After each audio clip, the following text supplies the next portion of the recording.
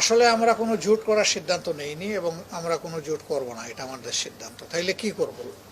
আমরা নির্বাচনী সমঝোতা করব। আমরা যে কথাটা বলেছি যে প্রত্যেকটি জায়গায় একটা বাক্স হবে, সেই নীতিতেই আমরা আগাচ্ছি। এবং শুধু ইসলামী দল না, এখানে ইসলামী দলের পাশাপাশি দেশপ্রেমিক প্রতিশ্রুতিশীল আরও যারা আছেন তারাও ইতিমধ্যে সংযুক্ত হচ্ছেন এবং আরও আপনারা দেখতে পাবেন সংযুক্ত হবে ইনশাল্লাহ। আমরা সবাইকে নিয়েই দেশ করতে চাই। আমাদের অবস্থান হচ্ছে যে গণভোট আগে না হলে কিসের ভিত্তিতে সাধারণ নির্বাচনটা হবে।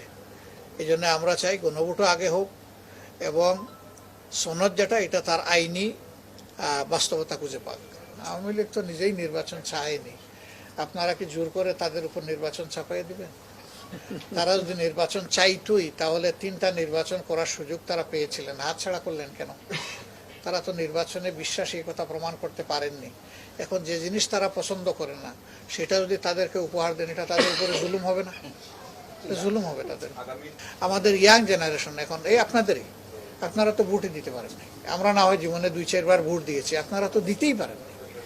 এই যে ভোটটা আমি দিতেই পারলাম না, আগামী নির্বাচনে প্রত্যেকটা ব্যক্তি যে সত্যিকারের ভোটার সে যেন তার ভোট নিজে দিতে পারে এবং ভোট দেওয়ার পরে ভোটের প্রতিফলনটা যেন সে দেখতে পারে।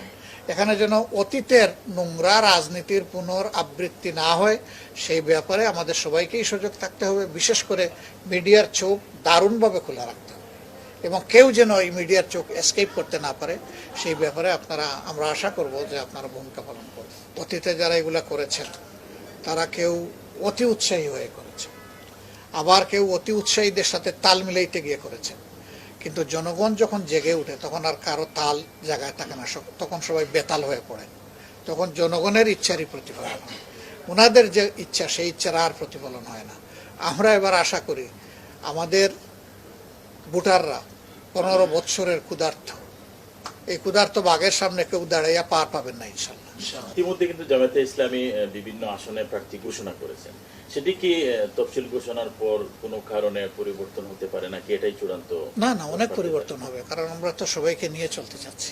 যদি ক্লিয়ার না হয় জামাত কি তার অবস্থান থেকে সরে আসবে? দেখেন, গণতন্ত্রের ফর্মুলা কি? গণতন্ত্রের ফর্মুলা হচ্ছে একাধিক দল থাকবে, একাধিক আদর্শ থাকবে, সবাই তার নিজের কর্মসূচি এবং আদর্শ নিয়ে আসবে, দাবি নিয়ে আসবে, কিন্তু আমার দাবি বাস্তবায়ন হতে হবে। এটা গণতন্ত্রের ভাষা নয়। আমি বলবো যে আমার এই দাবিটাই আমি মনে করি শ্রেষ্ঠ দাবি, আশা করি জনগণ এটা বিবেচনায় নেবে।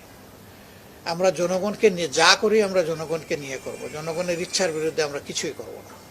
জনগণ যদি আমাদের এই পিআরের দাবিকে সমর্থন করে এবং মনে করে যে দেশে সুস্থ রাজনীতির জন্য ফেসিবাদ ভবিষ্যতে আবার বারবার ফিরে না আসুক, তার জন্যে এই পিআরটা উপযুক্ত হবে, যেটা বিশ্বের 91টা দেশে প্র্যাকটিস হয়ে থাকে। জনগণ এটা বুঝলে আমরা বিশ্বাস করি এটা গ্রহণ করবে। গ্রহণ না করা পর্যন্ত যেহেতু এটা আমরা জনগণের জন্য উত্তম মনে করি, সেই কারণে আমাদের দাবি আমরা অব্যাহত রাখব। আমরা আপনাদের সবাইকে নিয়ে ফেব্রুয়ারির ইলেকশন আদায় করে ছাড়বো ইনশাআল্লাহ।